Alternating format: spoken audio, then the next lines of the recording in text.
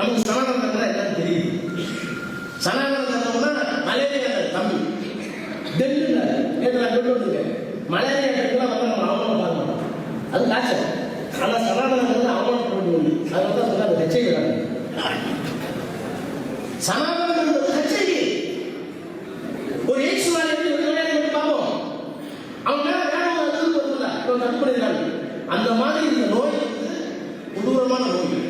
அந்த நோயை ஒழித்தே கட்ட வேண்டும் என்று இந்த இயக்கத்தினுடைய அடுத்த தலைமுறைக்கு தலைவராகக்கூடிய ஒரு தம்பி வந்திருக்கிறார் என்றால் இதை விட இந்த இயக்கத்திற்கு நிறைய வேண்டும் கேட்கிறேன். என் மனைவி இருக்காங்க, அவங்க வந்து சனிக்கிழமை ராமர் கோயில் கும்பிட்டாங்க, வியாழக்கிழமை புருஷனுக்காக எனக்காக இருந்தாங்க, அப்புறம் திங்கக்கிழமை சிவனுக்காக இருந்தாங்க. 3 நாள் விரதம் இருப்பாங்க.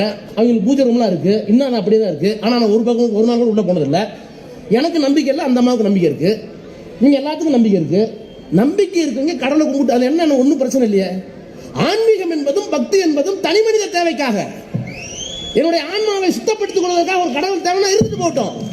அன்புதான் கடவுள் என்று சொல். மனிதனுக்கு மனிதன் காட்டுகின்ற இரக்க உணர்விலாதான் கடவுள் இருக்கிறான் என்று சொல். கள்ளமில்லாத உள்ளம் அதுதான் கடவுளின் இல்லம் என்று சொல். அண்ணா சொன்னதை போல ஏழையின் சிரிப்பிலே இறைவனை காணலாம் என்று சொல். அப்படிப்பட்ட கடவுள் மீது எங்களுக்கு ஒன்று கோவம் இல்லையே, கும்பிட்டு போ.